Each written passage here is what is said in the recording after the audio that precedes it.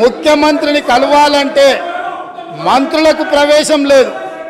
ముఖ్యమంత్రిని కలవాలంటే తెలంగాణను సాధించిన, తెలంగాణ ఉద్యమానికి ఊపిరులూదిన గద్దరన్నకు ప్రవేశం లేదు.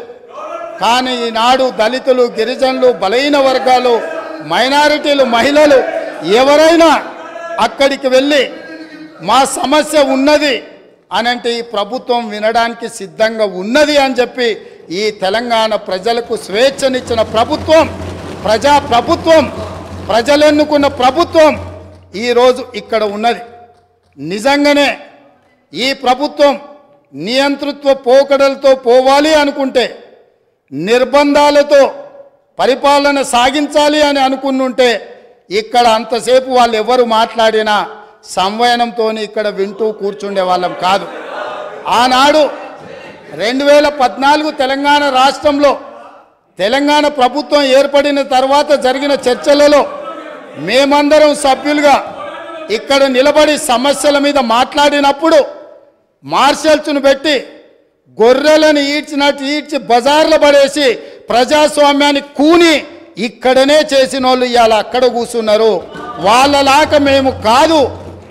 ఇదే కాదు, గవర్నర్ గారి ప్రసంగంలో ఆనాడు ప్రజలకు వాళ్ళు ఇచ్చిన హామీలు ఈ మంత్రివర్గం తీర్మానం ద్వారా గవర్నర్ గారి ప్రసంగంలో పెట్టలేదు అని, పెడితే బాగుంటుందని చర్చించడానికి నిలబడ్డ ఆనాటి నా సహచర శాసనసభ్యులు కోమటిరెడ్డి వెంకటరెడ్డి గారిని, సంపత్ కుమార్ను శాసనసభ సభ్యత్వాన్ని రద్దు చేసి నిరంకుశ నియంతృత్వ పోకడలతోని నిర్ణయాలు తీసుకున్న వాళ్ళు శాసనసభలో గవర్నర్ రంగరాజన్ గారు ఇక్కడ ఉన్నప్పుడు ఆనాటి శాసనసభ్యులు చేసిన గందరగోళంలో 10% కూడా కోమటిరెడ్డి వెంకటరెడ్డి గారు, సంపత్ కుమార్ గారు చెయ్యలే.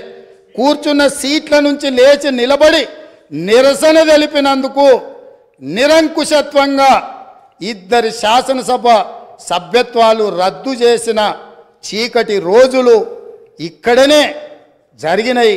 ఈ సంఘటనలు చరిత్ర మర్చిపోదు. ఈ సంఘటన తెలంగాణ శాసనసభ చరిత్రలో శాశ్వతంగా ఉంటుంది. ఆ సంగతిని కూడా నా మిత్రులకు నేను గుర్తు చేయదలుచుకున్నా. అదేవిధంగా